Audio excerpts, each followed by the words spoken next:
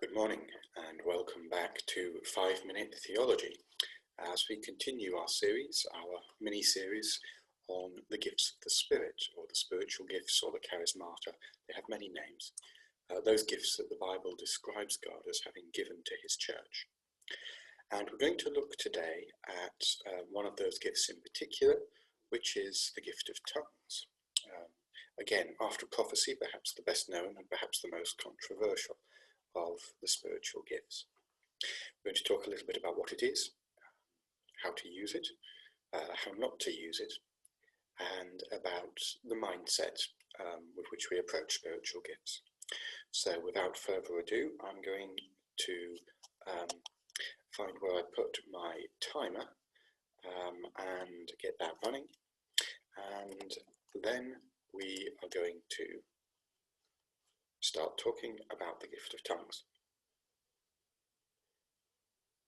And this is the problem of using a phone for my timer instead of a proper stopwatch. Here we go. Clock's running. Let's talk about the gift of tongues.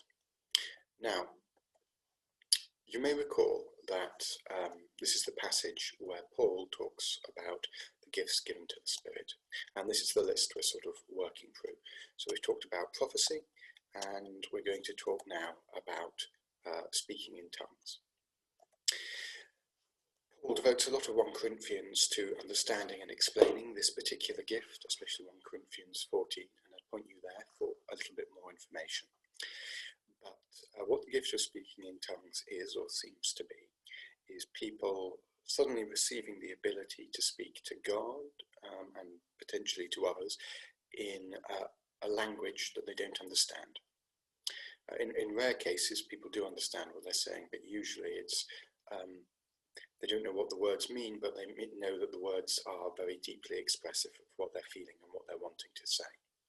So what the gift of tongues does really is give you a way to pray to God and to praise him that is more expressive and more from the heart than English or whatever your native tongue is. The gift of tongues often is used and often manifests in a context of private prayer, occasionally a larger context of corporate praise, but Paul very much envisages it as a gift that's used privately and not in the whole church, because not everybody will be able to understand or share in it.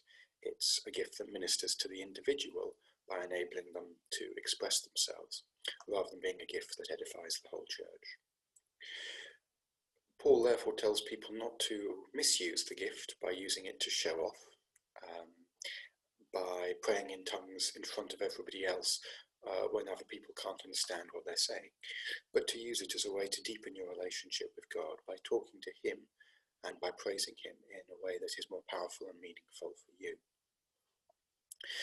It's worth saying that the gift of tongues has been controversial, partly because it's one of the more obviously supernatural gifts, and so many have felt that it was a necessary way of showing that you're truly a Christian, to be able to speak in tongues. And some Christian groups have argued if you can't speak in tongues, you're not properly a Christian. Paul very explicitly says that not everyone speaks in tongues. Like all the other gifts, some people have a given gift and some don't. If you've got it, use it rightly. If you haven't got it, don't panic. Pray for it if you want to receive it as a gift. But it may very well be that what God is saying to you is, tongues isn't your gift is pastoral care, your gift is teaching, your gift is administration, your gift is miraculous healing. Use your gift, don't covet somebody else's. So this is Paul in 1 Corinthians 14 talking about this more explicitly. Follow the way of love and eagerly desire the gifts of the Spirit, especially prophecy. For anyone who speaks in a tongue does not speak to people, but to God. Indeed, no one understands them. They utter mysteries by the Spirit.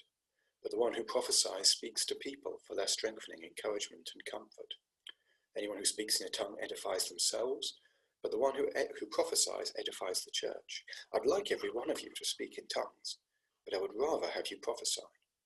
The one who prophesies is greater than the one who speaks in tongues, unless someone interprets, so that the church may be edified. So this is once more the principle behind all the gifts of the Spirit in the Bible. They're great. Seek them. It's wonderful to have them. But the way you use them, the priority in using them, is to build up the church. not to make yourself look good, and therefore the best gifts are the ones that benefit the most people the most. So Paul warns us not to idolize, not to make too big a deal of the gift of tongues. It's not the only gift out there. It's not even the greatest gift out there, but it is a good gift. And for many people, it's a great step forward in their personal spiritual life to be given this gift of speaking to God in a way that expresses the depths of their soul more powerfully. So if you don't have it, pray for it. And if you think God is telling you that it's not for you, then look out for what other gift he might be telling you to use instead. If you have got it, use it. Be thankful. Pray to God in tongues regularly.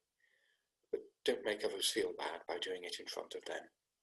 As with all the gifts, they come from God, and their purpose is not to build us up and make us feel proud, but to help us build up the church. Like all the gifts God gives, they are to be used in love. And that's my 5 minutes, so I will stop there. Come back next week, or possibly tomorrow if I have more time than I expect to have, and we will think a little bit more about spiritual gifts. For now, God be with you.